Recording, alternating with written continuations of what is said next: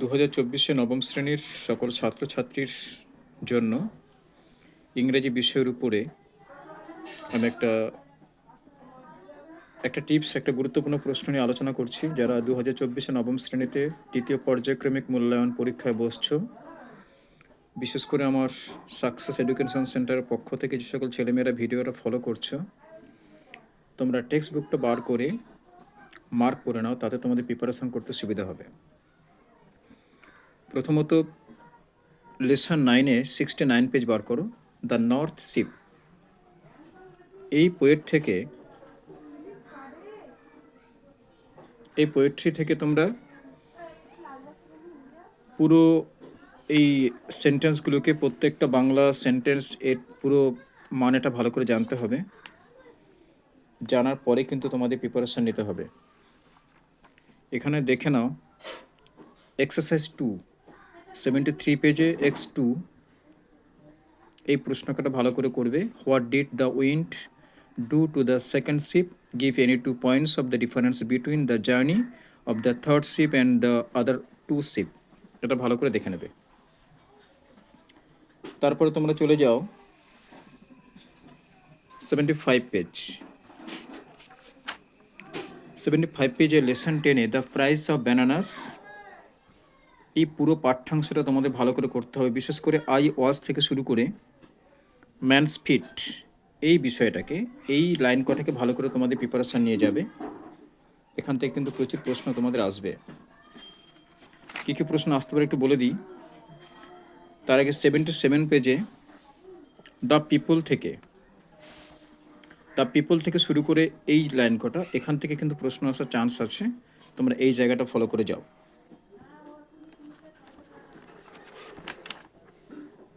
এখান থেকে যে প্রশ্নগুলো আসতে পারে তোমাদের একটু বলে দিই। দেখো x2-তে 81 পেজে x2 যে answer the following question within 15 ওয়ার্ডস, এই প্রশ্নটা ভালো করে প্রিপারেশান নেবে। x4-এ আছে আর্টিকেল প্রিপোজিশন, এটা ভালো করে প্রিপারেশান নেবে। তারপর চলে যাও তোমরা লেসন 11-এর শিপ ব্রেকড সেলার, এই পাঠ্যাংশটা একটু ভালো করে দেখে যাবে। এখান থেকে কিন্তু প্রচুর প্রশ্ন আসবে। তারপরে তোমরা চলে যাও 83 পেজ বলে দিয়েছি। তারপরে 85 পেজের দেখো, এখান থেকে এই যে among the things I rescued থেকে শুরু করে এই যে ডে বিফোর, এইটা একটু ভালো করে এখান থেকে একটু ফলো করবে, ঠিক আছে?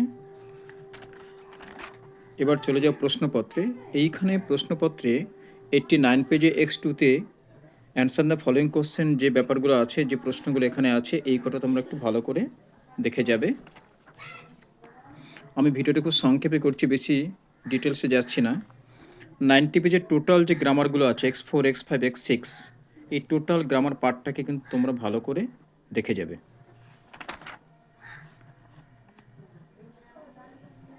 তারপরে 92 পেজে লেসন 12 হান্টিং স্নেক, এটা ভালো করে দেখে যাবে। বাংলা সহ এর প্রত্যেকটা বাংলা মানে তোমাদেরকে ভালো করে বুঝতে হবে, কারণ এমসিকিউ যেগুলো আসবে সেগুলো কিন্তু তোমাদের পাঠ্যাংশ থেকে নাও আসতে পারে, একটু ঘুরিয়ে ফিরিয়ে দিতে পারে, তাই এখানটা একটু ভালো করে দেখে যাবে। 95 পেজে আছে x2 xs2, এটাকে ভালো করে ফলো করবে। 96 পেজে চলে যাও। 96 পেজে আছে আমাদের টোটাল যে গ্রামার অপশানটা আছে এখানে x3, x4, x5, এই পুরো গ্রামারটা তোমাদের ভালো করে দেখতে হবে। এই হচ্ছে পুরো সাজেশনের মধ্যে। এছাড়া তোমাদের আমি একটা কথা বলে দিই, বইয়ের প্রথম থেকে লাস্ট পর্যন্ত যতগুলো গ্রামার পার্ট আছে সেগুলো ভালো করে দেখবে। একই সঙ্গে তোমাদের স্কুলের শিক্ষক শিক্ষিকা যে সাজেশান বা যেগুলো তোমাদের টিপস দিয়েছে সেগুলোকে মাথায় রেখে তোমরা পরীক্ষা বসবে, তাহলে দেখবে তোমাদের কোনো অসুবিধা হবে না। গ্রামার পার্ট আদার্স কোনো বই দিয়ে না করে তোমাদের পাঠ্যাংশে যে গ্রামারগুলো আছে তোমরা সেগুলোকেই করবে। অলরেডি রাইটিং স্কিলের বিষয়ে কী কী আসতে পারে সেটা আমি অলরেডি বলে দিয়েছি, সেটা অন্য ভিডিওতে আমি বলেও দিয়েছি, সেটা নিয়ে ডিসকাস করছি না। টোটালি সিনের উপরে তোমরা এইগুলো প্রিপারেশন নিলে তোমাদের সমস্যা হবে না। আর আনসিন যেগুলো আসবে সেগুলো 2-3 বার রিডিং দেবে, 2-3 বার রিডিং দিয়ে সেখান থেকে প্রশ্ন করার চেষ্টা করবে, তাহলে কিন্তু তোমাদের আর কোনো অসুবিধা হবে না। ঠিক আছে? ওকে, চলো।